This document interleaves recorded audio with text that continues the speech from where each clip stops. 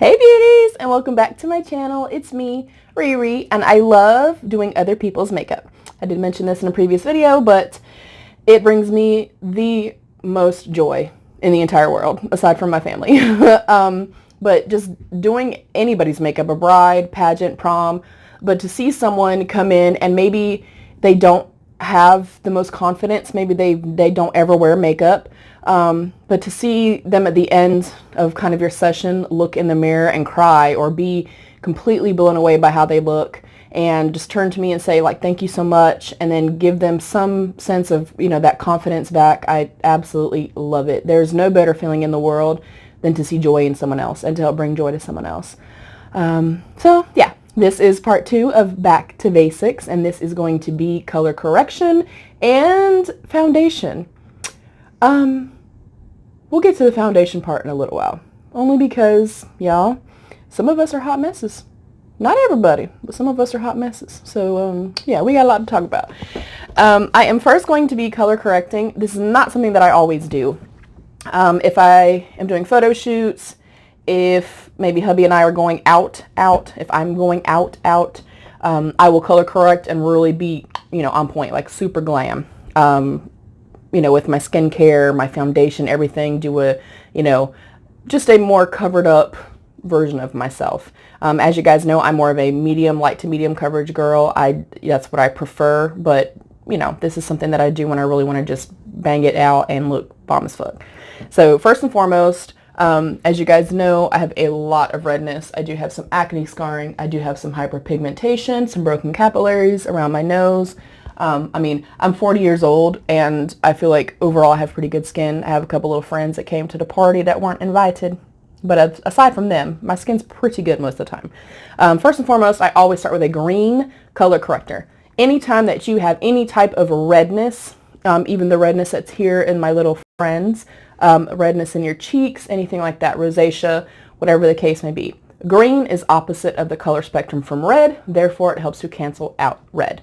I do have this amazing little Tarte palette that has a green color corrector in it, some standard concealers, and then a light peach and a dark peach. We'll get to the peach in a moment. And then I also have this Ipsy by Aurora. I hope that's how you say it. But my favorite ones in the green, they also have purple, are by LA Girl, and you can get them from the Dollar Tree for $1, and they're in these little wands. I love these. The only thing is, obviously, you cannot use these types of products on clients unless you're taking them out by a paddle, or if you're using this for a client, say this is a brand new one, take some out and put it on your hand, or also on a palette, either, like an artist palette. Either way is fine. Just know that once you use it on yourself, obviously, you can't use it on a client, okay? So first and foremost, I'm going to get just a little bit out. And there is like no rhyme or reason when you do color correction. I throw this shit on and go to town with it. So I'm going to be pretty liberal, obviously, with the green because mama needs the green. Wipe the top of my hand. I am then going to go into the lighter and the darker a little bit together. As you can see, that's what I always do.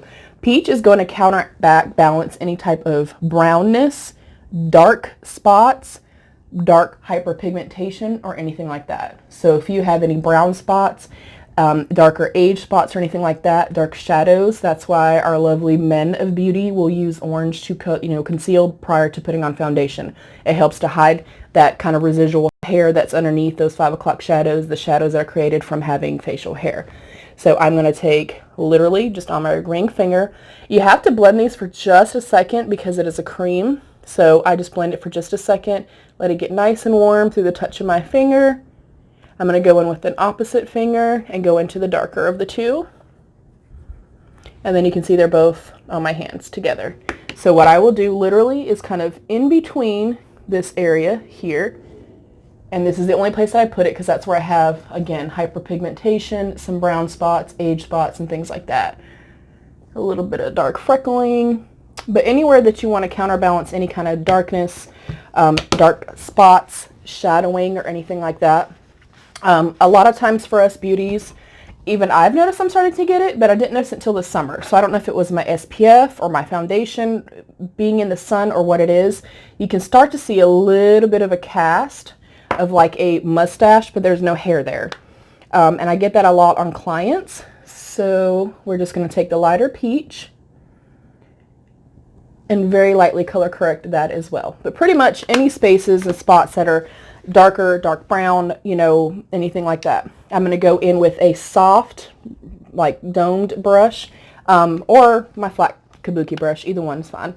And I'm just going to stipple, again, the same way that I do my foundation, and really buff these into the skin. I think a lot of people fear color correction because they're like, oh my god, I'm going to have a green cast. It's going to look like shit. If you're doing it properly, you're not ever going to see that. As long as everything is blended in well, you will never, ever have a green cast to your skin.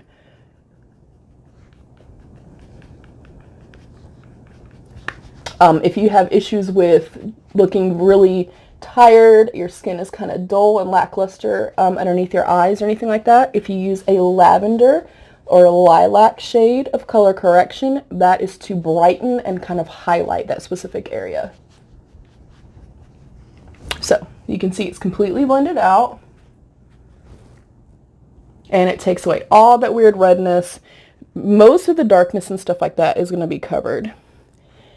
Now I'm going to, because I have dry skin, this is my way of doing it, you don't have to do it this way, I'm going to come back in and spray with some MAC Fix Plus. Oh, this smells so good. Ugh, it just smells amazing. Then I'm going to go into my foundation. Now, and I actually should have matched my foundation just to show you guys prior to putting this on, but I don't think it's going to have anything to do with it. If you feel like you have more yellow to your skin, you're typically going to be warm. So look for warm or neutral skin tone foundations. If you have a lot of pink pulling, and I don't mean rosacea, I mean your actual skin tone.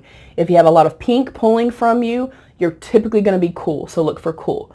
If you feel like me personally, I run pretty neutral. I'm sometimes a little bit more cool in the winter time, and then in the summertime I tan really fast, really easily, don't burn, that kind of stuff. So then I'm more warm. Therefore, I'm neutral.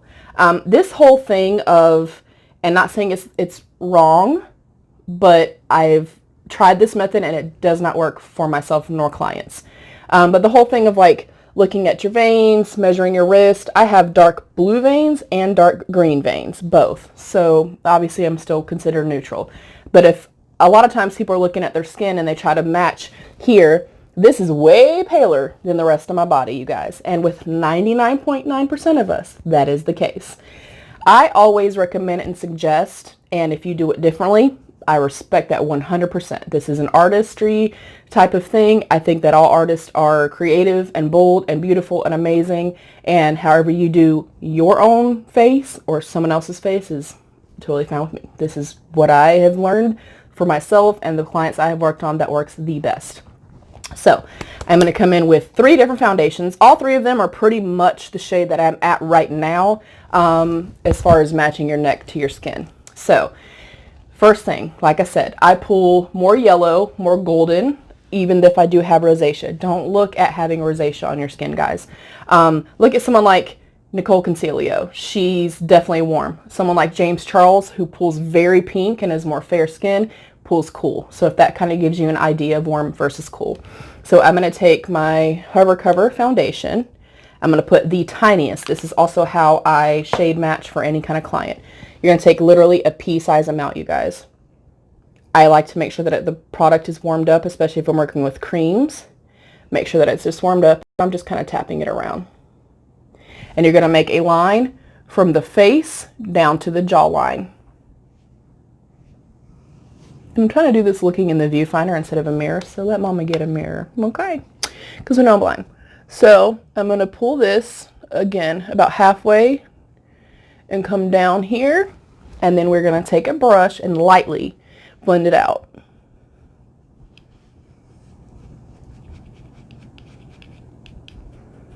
So you can see once I have blended this shadow, if it completely disappears into the skin, and this is slightly warm for me right now, if it completely disappears into the skin, it is the shade that you want to use. I will always say, like how this is just like the most tiny smidgen too deep, I'm going to buff it out and it'll be fine if I wear it on its own. I've been wearing it all summer. Next up is my Born This Way by Too Faced. This is the shade Warm Nude. Same exact thing. So get out, you know, your foundations, look at the person, and you can kind of tell, okay, they're going to be lighter, they're going to be medium, they're going to be deep, etc. Same thing, kind of press it up and get it nice and warm. And same exact thing. Start midways. Bring it down into the neckline. And then I'm going to really softly blend it out. And the reason I'm saying softly is because you don't want to blend so much upon first application that you're thinking, oh shit, that's an amazing match. And then when you actually go in and blend it, it's too light or too dark or whatever the case may be. So you can see that one actually completely melted in to the skin. So we know that that would be obviously a match for yourself or for your client. And then last, and I'll show you guys, I'm trying to keep my back of my hand clean, is the Stay Naked, and my shade is 40 YW. Again, the tiniest little itty bitty little pump. And then same thing, and with my ring finger. And always use your ring finger. Anytime that you are touching your skin in any way, especially around the eyes, the skin around the eyes is so thin and so fragile. It drives me crazy, you guys, when I see someone pull their eyelid out here and they're working on their liner and stuff like that. It makes the skin crawl. I swear to goodness it does. You want to be as gentle and as careful, especially around the eye area, as you possibly can. And always, anytime that you're pressing in any kind of product, your serums, anything else, always use your ring finger. So now I'm going to come back here and do the exact same thing and bring it about halfway down. And hopefully you guys can see really well. I think you can. And then same exact thing. Blend lightly. If it looks really, really beautiful and flawless blending lightly, then you know once you blend it out all the way, it's going to look really, really nice. So we can see this one in the center is slightly warm. These two right here look amazing, especially the Stay Naked. I love this one so much, and it looks incredible. So now that I know that I have the proper shade, I'm going to go in with my Stay Naked. It's just been one of my favorites lately.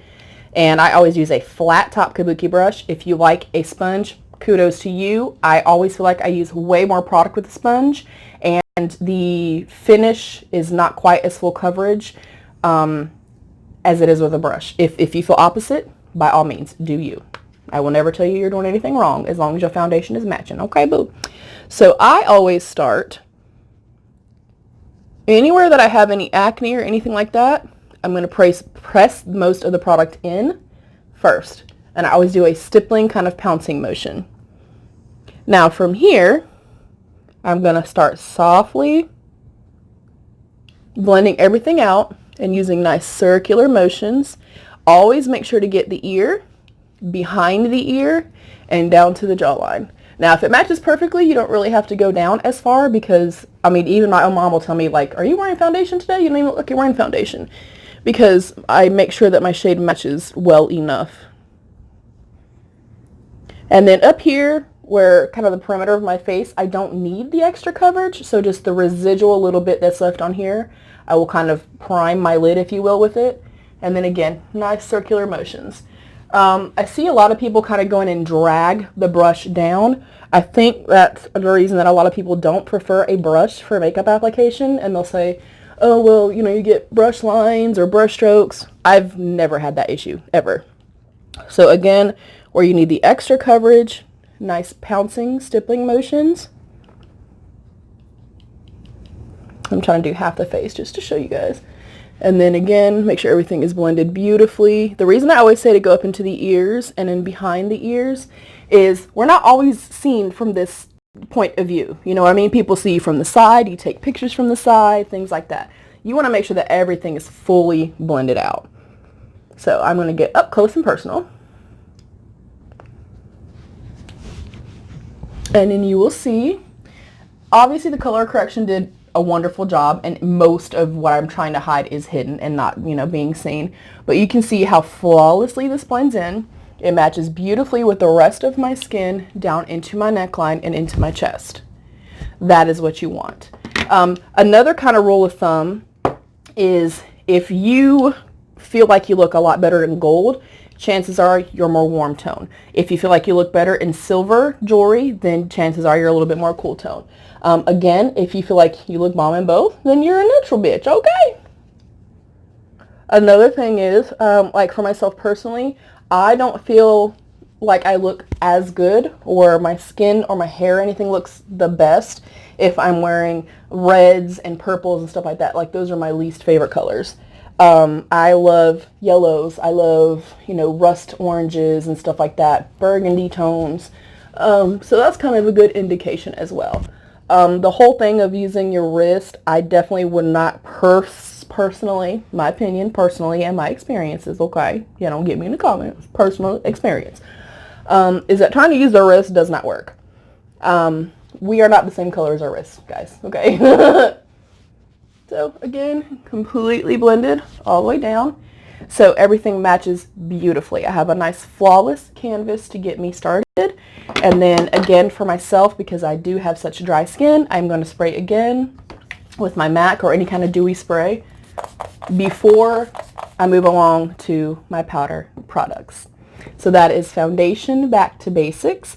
I hope that in some way this helps you. I know I've seen people try to do, you know, whether or not you're cool tone or warm tone, and it's a 45-minute video and people are still just as confused at the end of the video. Pretty much if you pull yellow, you're going to be more on the warm side. If you pull more red or more pink in your skin, you're going to be more cool. And typically if you're very, very fair-skinned, fair skin that you burn very quickly, fair skin with freckles, things like that, you're 90% of the time going to be a cool tone. If you don't burn easily, if you tan well, if you have deeper skin tones and stuff like that, your chances are going to be that you're going to be a more warm skin tone. My suggestion with foundations is, and that's the reason why I like sub boxes, is get a bunch of samples. Try a bunch of samples, get some cool tones, some warm tones, some neutrals. You can also mix and match and kind of go from there. I always will stay more kind of medium-ish, like a medium warm or like a nude warm during the summertime, and then I go more like light neutral, light warm in the wintertime. So if you feel like you're kind of consistent with my skin tone, that's the shades that I wear.